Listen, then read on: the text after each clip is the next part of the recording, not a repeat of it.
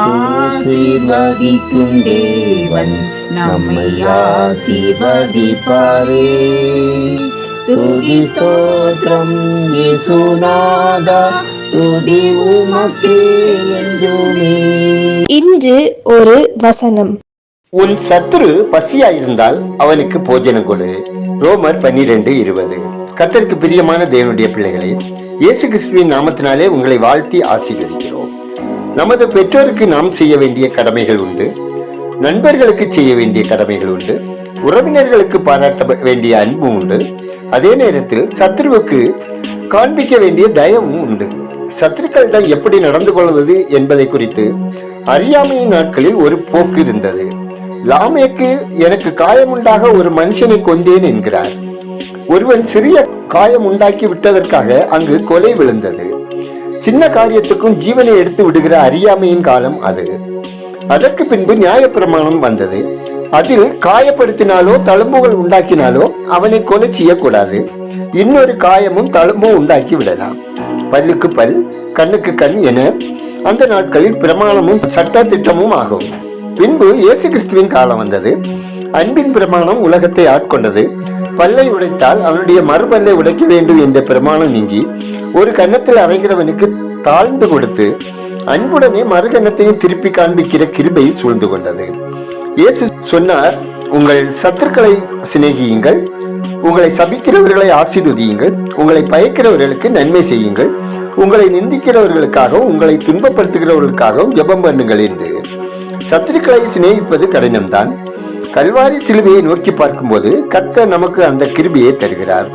உங்களுக்குள்ளும் மற்ற யாவருக்குள்ளும் எப்போதும் நன்மை செய்யவே நாடுங்கள். ஜெபம் செய்வோம். அன்பின் பரலோக பிதாவே, ஆசீர்வாதமான இந்த நாளுக்காய், இந்த நாளின் வசனத்திற்காய் நன்றி சொல்லுகிறோம். அன்பின் தேவனே, உங்க வார்த்தையின்படி எங்களை காத்துக்கொள்ளவும், உமக்கு பிரியமான வழிகளில் நடக்கவும், எங்களுக்கு விரோதமாக எழும்புகிறவர்களுக்கு இயன்ற உதவிகளை செய்து உங்க அன்பை வெளிப்படுத்தி வாழ உங்க கிருபை தந்தல்ல ஜெபிக்கிறோம். அப்பா, விடாய்த்து போன எங்கள் ஆத்மாவை உமது சமூகத்தில் அர்ப்பணிக்கிறோம். பரிசுத்தாவியானவரால் நிறைத்து எங்கள் வாழ்வை திடப்படுத்துவீராக. கர்த்தாவே, தீமையான சிந்தனைகள், துக்கம், வேதனை எங்களை விட்டு அகன்று போக செய்யுங்க. ஆண்டவரே, குடும்பங்களில் கருத்து வேறுபாட்டினால், இச்சைகளினால், மேட்டிமையினால், அகந்தையினால் இழந்து போன சமாதானத்தின் நாட்களை மீண்டும் ஒவ்வொருவருக்கும் தந்தள்ளி சத்துருவின் கிரியைகளிலிருந்து விடுபட்டு மகிழ்வாய் வாழ இரக்கம் செய்தல்ல ஜெபிக்கிறோம். கர்த்தாவே, ஒவ்வொருவரின் அனுதின தேவைகள், முயற்சிகள், தொழில், வேலை, வியாபாரம், விவசாயம் ஆசீர்வதிக்கப்படவும் ஜெபிக்கிறோம். கர்த்தாவே, இந்த நாளில் பிறந்த நாளை, திருமண நாளை காணும் ஒவ்வொருவரின் இறுதி விருப்பம் நிறைவேற்றி அவர்களை ஆசீர்வதித்தல ஜெபிக்கிறோம். கர்த்தாவே, மனை வாங்க, வீடு கட்ட, வீடு விற்க, புது வாகனம் வாங்க, விற்க, தொழில் துவங்க முயற்சிக்கிறவர்களுக்கு உங்க ஆலோசனையும் வழிகாட்டலும் தந்தள்ளி ஆசீர்வதித்தல ஜெபிக்கிறோம். அப்பா, சாலை விபத்துகள் ஏற்படாவண்ணம் வாகனங்களை ஓட்டுகிறவர்கள் ஞானமாய் செயல்பட தேவர் வழிநடத்துவீராக. பயணம் செய்கிறவர்கள் பாதுகாப்பாய் பயணம் செய்ய தேவன் கிருபை தந்தல்ல ஜெபிக்கிறோம்.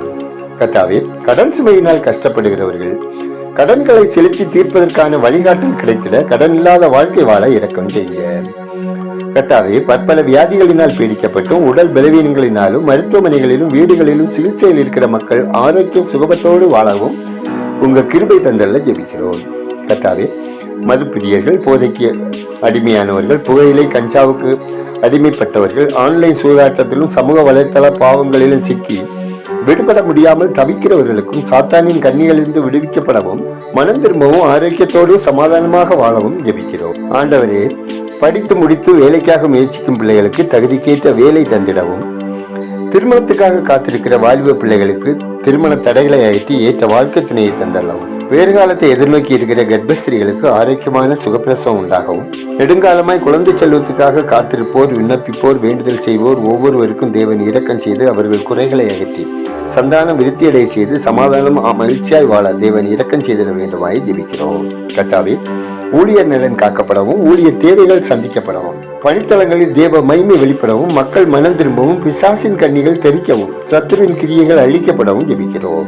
எங்கள் தேசம் ஆசீர்வதிக்கப்படவும், மக்கள் இரட்சகரை அறியும் அறிவில் வளரவும், மூடப்பழக்கங்களிலிருந்தும் மாந்திரீக கட்டுகளிலிருந்து விடுதலை பெறவும், ஆட்சி பொறுப்பில் இருப்போர் தேவனே உமக்கு முன்பாக உண்மையாய், நீதியாய், நேர்மையாய் செயல்படவும், பாதுகாப்பாய் வாழவும், தேசம் எழுப்புதலை சந்திக்கவும் ஜெபிக்கிறோம்.